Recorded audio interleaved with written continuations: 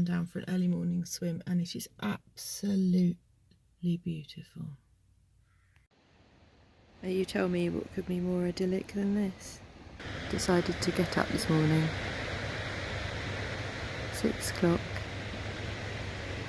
go for a swim. I enjoy it at the best of the times, but now it seems even more of a treat.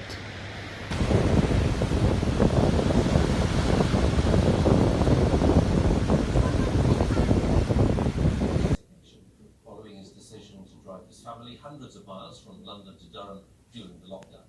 Dozens of Conservative MPs have now called for him to step down, while others have expressed their concern about the impact of his behaviour. Earlier today, I was thinking the other thing about him driving, if he'd had an accident or broken down or anything else, he had somebody in his car who had COVID-19. He's not going to make it for the week. He won't make it. He's such an idiot. He's so arrogant. It's interesting sitting in my shed listening to the radio, because you get him. They have a phone in, and you get some people phoning up saying he was all right, and then you get some people phoning up saying how arrogant he was, and he's a bit ridiculous that he went to this to test his eyesight. I mean, that one in particular, to test his eyesight, he went on a 50-mile round trip with his wife and his son on her birthday to a beauty spot. Yeah. But you drive 5 miles down the road. Well, you wouldn't have your wife and your son in the car, surely, if you're that worried about them and you're concerned about your eyesight.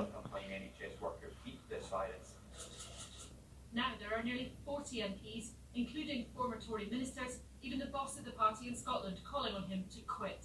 I think many people will have The thing is that I think Boris would not know what to do without him. I think that's what's coming across, really. Boris is now shit scared because effectively it's Cummings that's running the country. Any self-awareness he will resign.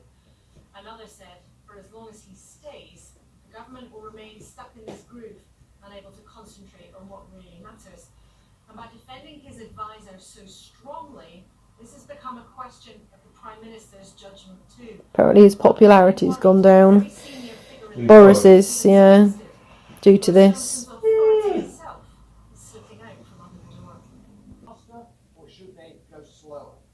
Unfortunately, I feel there's going to be a second wave because more and more people are getting together and people aren't taking this as serious as it should be. If the government's guidelines are you meant to meet one person, it's not really happening. Does that worry you? It seems like you can do whatever you want, really. I think they definitely do have to be more certain with the messages that they're putting forward. I don't think that the Prime Minister has any idea. They're a bit wishy-washy, aren't they, I suppose, the directions. Yeah, a bit vague. So I agree that we need to start doing stuff and getting to back to a new normality. Worry the controls are being lifted too quickly, with just 13% wanting lockdown lifted faster. It needs to be very, very concise and sensible sort of guidelines. Yeah, that's it. It needs to be easy guidelines, not wishy-washy guidelines. I think Cummings has been, him doing that has really got people's backs up, and they are kind of doing what they want, because they think, well, he did what he wants. Even more so in a crisis, it may quite literally be a matter of life and death. The last day or two, it feels like we're entering some kind of new normality. Things are starting to reopen. Prime Minister's talking about opening shops and stuff. It just has a feel that for a lot of people it's changed to we've just got to get on with this. It's not going to go away. It's all about risk assessment and living your life. And we've got house viewing. I'm not sure how I feel about that, really. One, because I'm rather liking my house. And I'm thinking, do I want to move? I think because life's different now, and the reasons why you want to move aren't an issue at the moment. So it's remembering normality. I'm not sure I want somebody looking round my house, but my estate agents assured me of their protocol.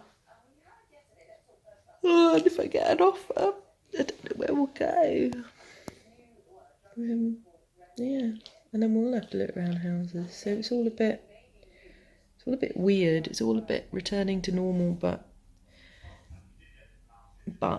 not normal because coronavirus is still around.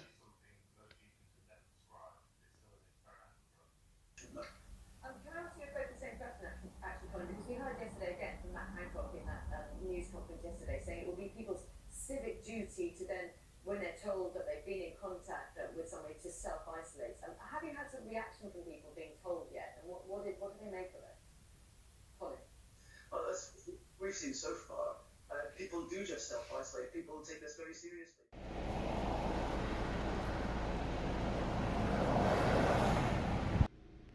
Just met up with Sandy and Victoria and Philippa on the beach at a 2 metre safe distance, and been for a lovely swim and had a really nice chat. Very nice. Bed of weeds. I just like them because they look pretty. Can't get this grass out.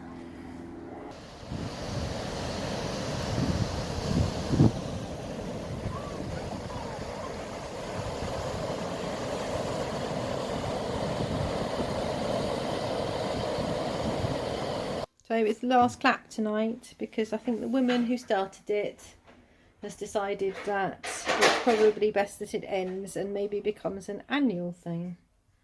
So tonight is the 10th clap and the last clap. Was it not dark when we started it 10 weeks ago? A little bit dark. Yeah.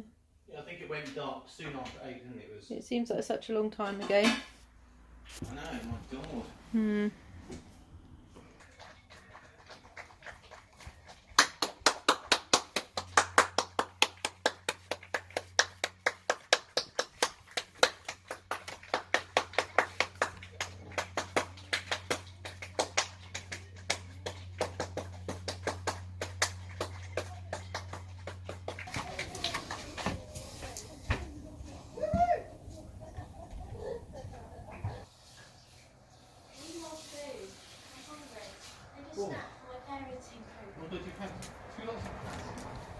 That's why I'm hungry. I didn't know the stomach. It was really hard trying not to drown it then, you know. Don't sniff my bum, it's rude! Sorry?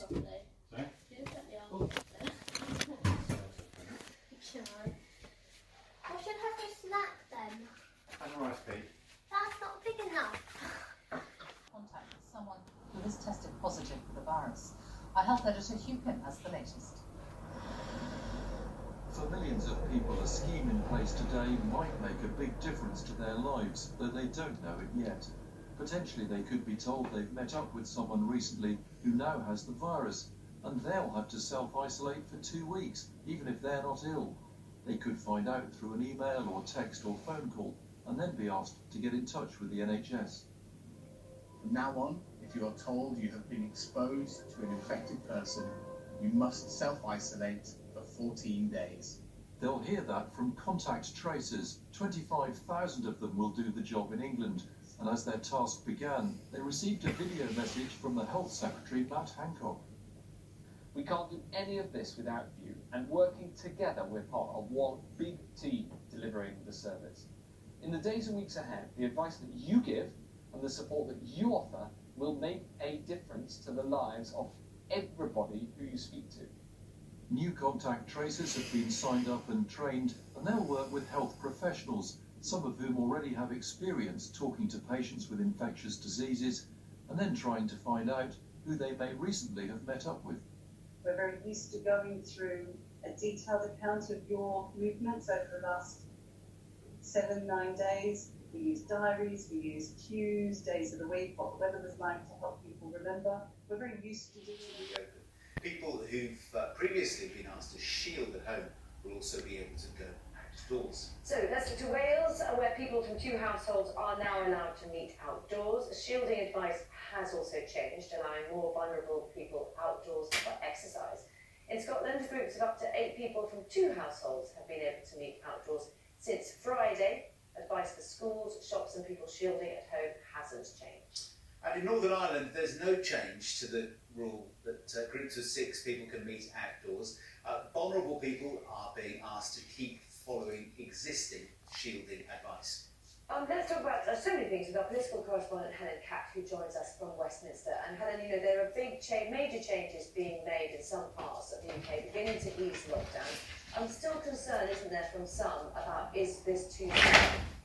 Yes, just before the weekend, some of the scientists who advised the government came forward and said they thought this was happening too quickly. So Professor John Edmonds, who's a member of SAGE, that's that group of scientific advisors who advised the government, he said that the levels of coronavirus were still very high and that it was a political decision. About the same as when we went into lockdown. It was backed up by Jeremy Farrar, another member of that group, who said that he wanted to see that test and trace system that the government's launched on Thursday much more fully embedded before those lockdown restrictions started to ease. And then there were some others who came out over the weekend and said similar things.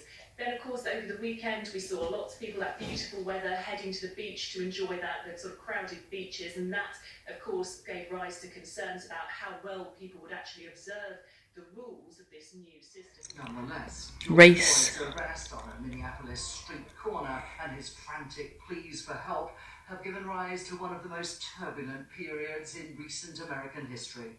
The white police officer pictured holding his knee to Mr. Floyd's neck is due to appear in court later today. Derek Chauvin is facing charges of murder and manslaughter, but 3 as well.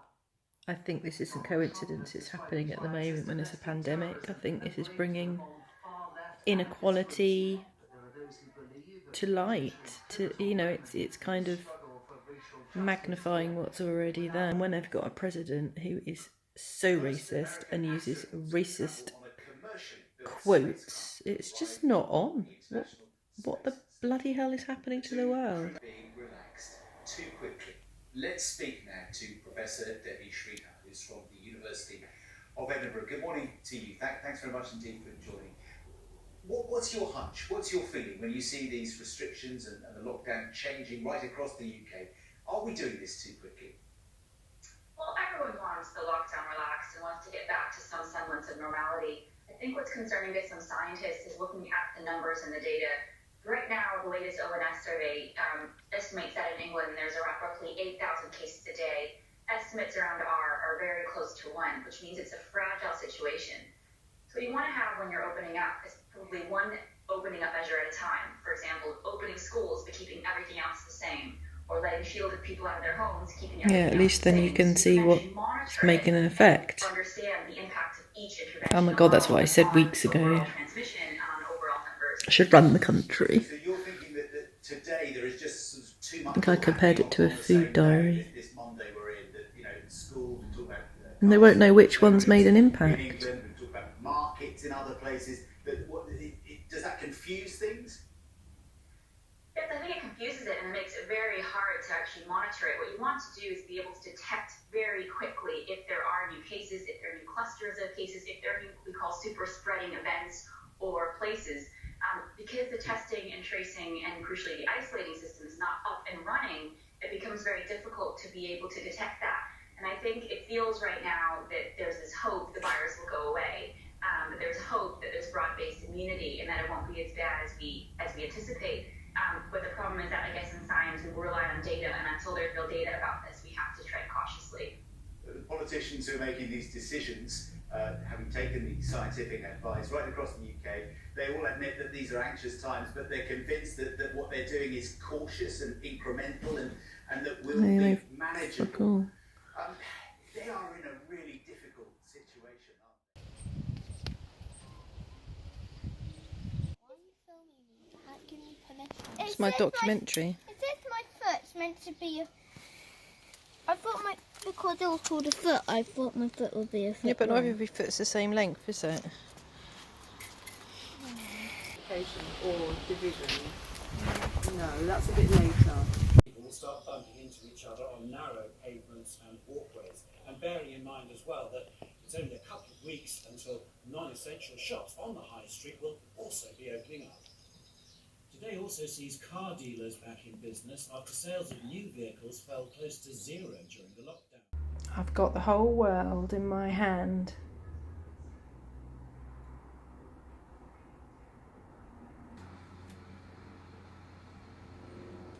Lockdown restrictions is underway. Primary schools in England reopen.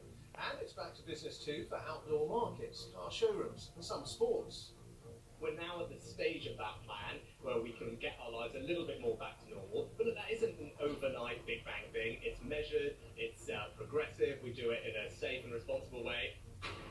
In England, more children have returned to primary schools, but not all parents agree that it's safe enough. Well, how is it safe to send back? The pressure is being put all on us as parents and teachers and on the children. I have to say I woke up and I did feel quite anxious. And this is the lowest number since the 25th of March. In total, 276,000 people, cases have been confirmed in total. But this number of 1,000...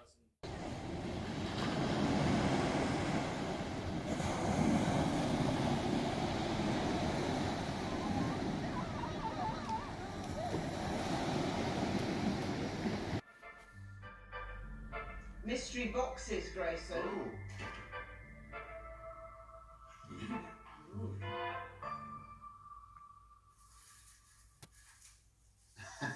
Oh, I'm so sad this is the last Grayson's Art Club. It was the highlight of my week. Sad times. Proper. You've got to remember this sentence. So it went Jonathan the Lion. Jonathan.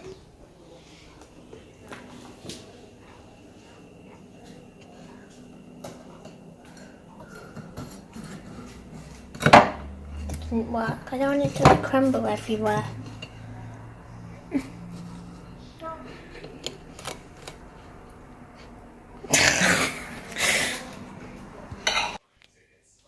You're just shooting it with elastic bands? Yep. In this last week, since the easing of lockdown sort of started, it's escalated tremendously. The children aren't at school, they've just been allowed out, so they're coming here. Unfortunately, there's been a rowdy element that's come in and brought alcohol, sniffed things, and more than the biggest problem else has left their litter behind. There's been a massive increase in antisocial behaviour, vandalism, rubbish, people not giving a shit. It's really been a shift in how people are behaving. It's not on and it's not nice. Hundreds of people in Bournemouth have been showing their support for the Black Lives Matter movement by marching through the town. The demonstration, thought to have been arranged in less than 24 hours, has been described by organisers as peaceful. Just been for an ice cream down at Ryde on my own. Just dropped something at Seb's. Lovely on the beach today. It's not busy because the sun's not out. This is how I like it. I have to admit I've been feeling a bit isolated, a bit down the last few days. Feels like everybody's picking other people to meet up with and not me. I have more friends than I did, maybe. As much as I don't want to meet up with too many people, it would be nice if people wanted to meet up with you and not made an assumption that you don't. I'm just trying to be sensible, but not ridiculous. I need some life other than being a mother and a wife and a cleaner and a teacher, which is what I feel like at the moment. It's hard being a mother of four as well, being pulled in different directions, kind of maintaining happiness at home but worrying about your children that aren't at home. I know that Seb's not feeling great. It's a hard time for everybody, but some people just seem to be treating it still like a big holiday. I think the holiday's over for me. Maybe it'll feel differently next week. Maybe it's just a passing thing. Normality seems like further and further away. Like we're not getting any closer to it. And if this is my normality, I don't much like it. I spent quite a long time kind of forging the route out of just being a mother, as well as being a mother, because that's massively important to me, and my kids are amazing and I love them. I'm super proud of them, but I just need something other than that for my self-worth. People always say, you know, oh, you're a great mum and you've got 4 lovely kids, and I know that, but they're lovely and doing well because of them, not because of me.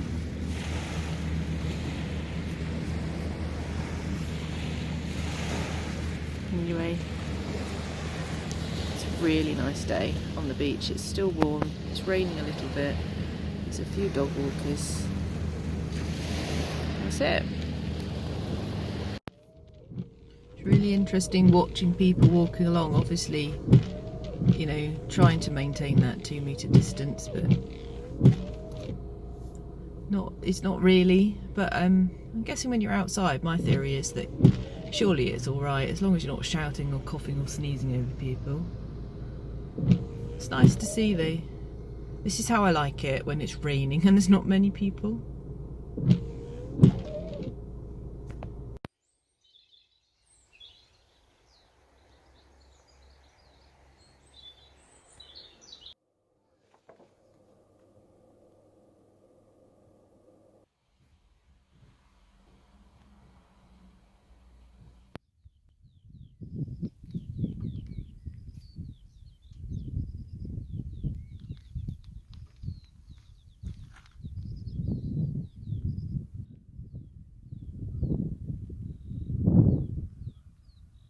And it's her party collar.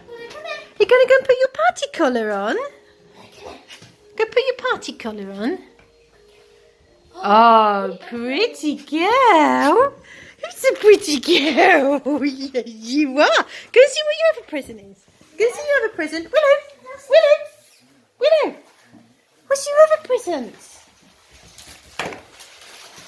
What is it? Where is it?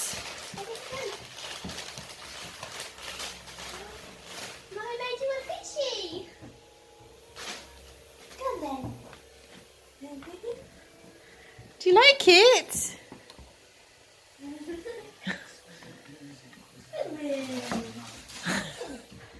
Look, I've even done a little taggy thing so that you can hold on to it. She likes her fish.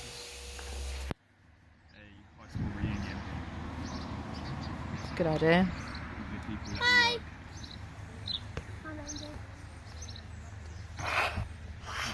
Someone I used to be good friends with at school.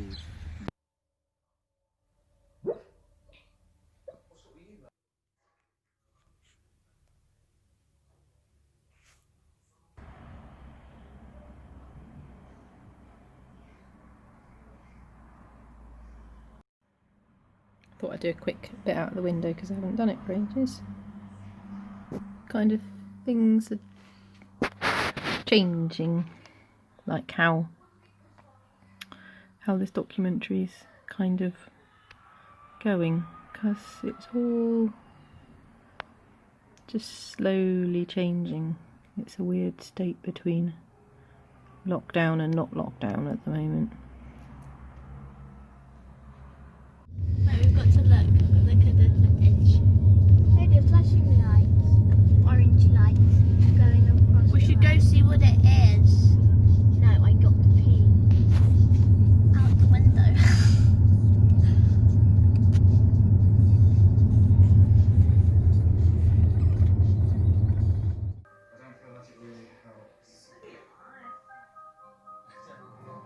So I need to trim this brush. It's got a piece coming out.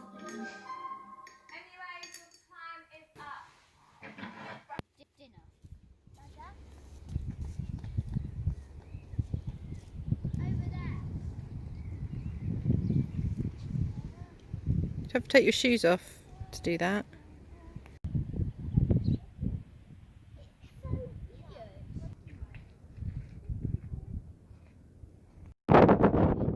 because you know it's egg, whereas this just smells.